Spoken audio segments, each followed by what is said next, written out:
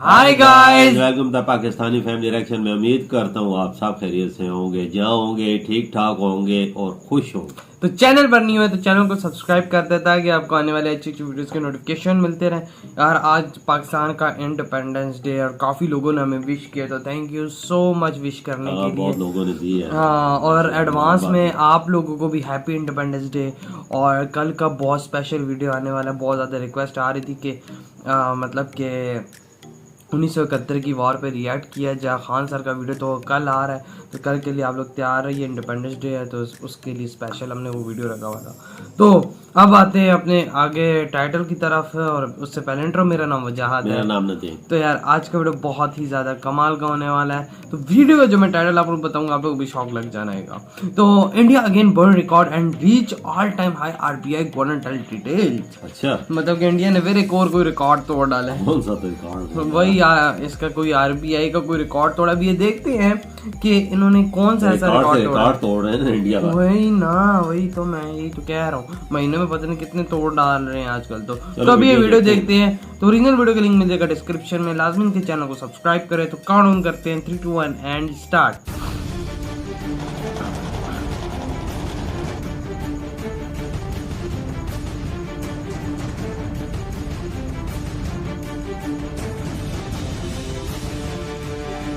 नमस्कार, सलाम, प्रणाम और सुबह के इंडी प्लस न्यूज़ देख रहे हैं सभी दर्शकों को प्यार भरी सत श्री अकाल। दोस्तों, जैसा कि वादा इंडी प्लस न्यूज़ की टीम ने आपके साथ किया है, जैसे ही खजाने को लेकर कोई अपडेट आएगी वो अपडेट लेकर सबसे पहले इंडी प्लस न्यूज़ की टीम ही आपके पास आएगी। और वो दोस्तों अपडेट आ गई है। इस अपडेट में क्या है, आइए आज ही इस वीडियो में सारी डिटेल में आपको बता देते हैं। दोस्तों, भारत का खजाना फिर से $800 मिलियन से भी ज़्यादा की बढ़ोतरी दिखा रहा है और हमारा खजाना $621 बिलियन तक पहुंच गया है। दोस्तों, जो पिछला हफ्ता हुआ था बहुत कमाल कयास लगा रहे हैं कि इस खजाने को हम अपने देश की डेवलपमेंट में लगाएं, और जो पैसा हम वर्ल्ड बैंक, IMF से लोन के रूप में लेते हैं, वो पैसा उन संस्थाओं से ना लेकर हमारे खजाने से निकाल कर अगर हम रोड बनाए, मतलब कि उसमें आप लोगों को सूद भी देना पड़ता है ना, ज्यादा एक मुनाफा हो सकता है। दोस्तों, आज देश के पास इतना खजाना है कि 18 महीने से ज़्यादा का रिजर्व आज देश के पास है। यानी कि हम बैठे बिठाए कुछ भी ना करें तो 18 महीने तक भारत की ज़रूरतों को पूरा किया जा सकता है।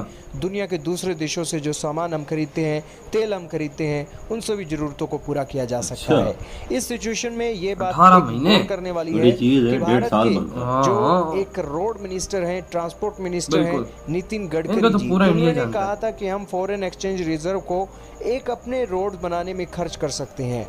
लेकिन दोस्तों, उस रोड बनाने में खर्च करने के ऊपर आज एक अपडेट आई है कि जो एक्सपर्ट्स हैं, वो एक्सपर्ट्स ये कह रहे हैं कि हमें फॉरेन एक्सचेंज रिजर्व को रोड बनाने पर खर्च नहीं करना चाहिए। अब आप कहेंगे कि ये एक्सपर्ट कौन से हैं और ये बातें इन्होंने किस वजह से बोली, ये जान लेते हैं। दोस्तों, आरबीआई के गवर्नर शक्तिकांत दास जी ने ये बातें बोली। उन्होंने कहा है कि फॉरेन एक्सचेंज रिजर्व एक जो हमारे खजाने के अंदर पड़ा है, आरबीआई के पास पड़ा है, ये खजाना हम देश के अंदर अलग अलग प्रोजेक्ट में एक इन्वेस्टमेंट नहीं कर सकते हैं। उन्होंने सबसे बड़ी बात कही कि आज देश के पास जो रिजर्व पड़ा है, तो रिजर्व पड़े होने के चलते कोई जिम्मेवारियां भी होती हैं इस रिजर्व को लेकर।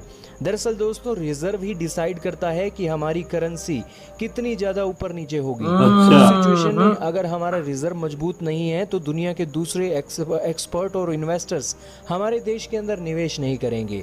और यही कारण है कि फॉरेन एक्सचेंज रिजर्व के अंदर अगर हम इस तरीके से पैसा निकाल कर अगर किसी और जगह इन्वेस्टमेंट करेंगे तो भारत के फॉरेन एक्सचेंज रिजर्व के ऊपर चोट पहुंचेगी और जो हमें एक इफेक्ट दिखना चाहिए वो इफेक्ट नहीं दिखेगा। कहने का सिर्फ इतना ही, ये भी है भाषा में आपको बताएं तो ये फॉरेन एक्सचेंज रिजर्व हमारे डॉलर टू रुपी कन्वर्जन को एक मेंटेन करता है और इसी के साथ इन्वेस्टमेंट को भी मजबूत करता है। दोस्तों, आज देश का जो रिजर्व है ना, वो इस सिचुएशन में नहीं है जिस सिचुएशन में चाइना का रिजर्व है, जापान का रिजर्व है। दोस्तों, आज अमेरिका जैसे देश का रिजर्व हमारे से भले ही कम है, लेकिन उसके पास गोल्ड का रिजर्व पड़ा है, तो वो आसानी से एक मैनेज कर सकते हैं। लेकिन हमारे पास ना तो गोल्ड का रिजर्व है और ना ही जो ये डॉलर और अलग अलग करेंसी का रिजर्व है, ये इतनी बड़ी संख्या में नहीं है कि 130 करोड़ से भी ज्यादा देश की आबादी की जनसंख्या को चला सके।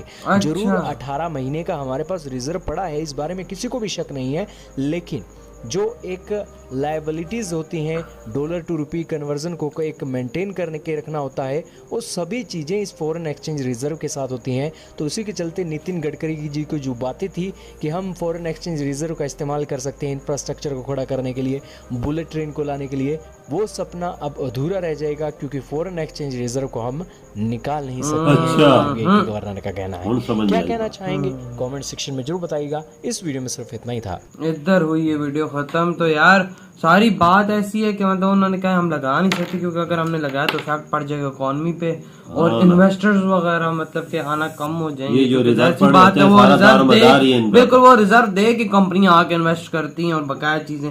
लेकिन इतना भी अब अगर आप किसी प्रोजेक्ट्स पे लगाते हैं आई थिंक कोई $5 बिलियन लगेगा या $6 बिलियन एक बड़ा प्रोजेक्ट हो उस पे। इतना बड़ा तो लगेगा नहीं इतना ज्यादा। फिर एकदम सारे प्रोजेक्ट शुरू कर देते हैं ना, रोडों के, कंस्ट्रक्शन के और चीजों के। तो एक एक करके करे ना साल में, मतलब कि इसी रिजर्व से एक ऐसा प्रोजेक्ट एक साल में एक ऐसा प्रोजेक्ट शुरू करे जिससे बहुत ही ज्यादा इंडिया को फायदा हो और वो $5-6 बिलियन का।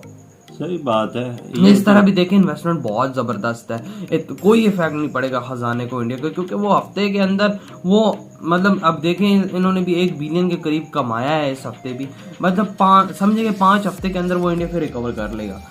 $5 बिलियन का अगर कोई प्रोजेक्ट, $5 बिलियन कोई छोटा अमाउंट तो है नहीं। तो आपको पता ज्यादा है। हाँ, और अब इम्पोर्ट इन्होंने $1 बिलियन की कम कर दी है। $1 बिलियन की इम्पोर्ट कम हुई है इंडिया की इस महीने में, पिछले में।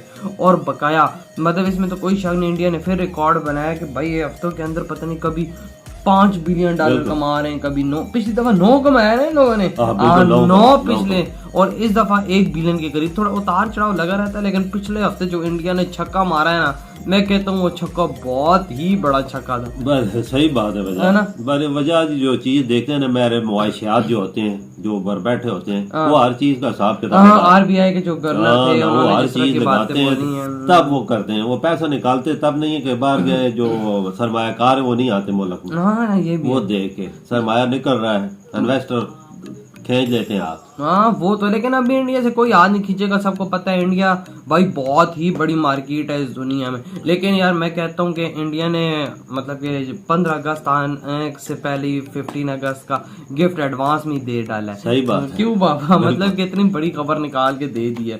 तो यार नितिन गडकरी को भी मैं कहता हूँ कि सलाम है, बहुत अच्छी बंदा काम करता है। इनकी भी तरफ से एक आइडिया अच्छा था, मुझे इनका आइडिया अच्छा लगा है। थोड़ा थोड़ा अगर निकाल के बंदा इन्वेस्ट करे ना तो फायदा इंडिया को ही होगा, उसका जो रेवेन्यू जनरेट होगा वो फिर ऐसा हो ना वो रिजर्व में जाए, इधर उधर ना जाए। जो चीज रिजर्व से बने ना वो चीज फिर रिजर्व में जाए, मैं कहता हूँ जबरदस्त हो जाएगा। तो इन्वेस्टर भी इंडिया में तो बहुत आ रहे हैं, बहुत भाई बहुत गोली की तरह आ रहे हैं। तो यार आप लोग बताएं आप लोगों को वीडियो कैसा लगा, अच्छा लगा तो वीडियो को लाइक जरूर कर। तो इधर ही वीडियो खत्म करते हैं, अपना बहुत ज्यादा ख्याल रखना, तो बाय।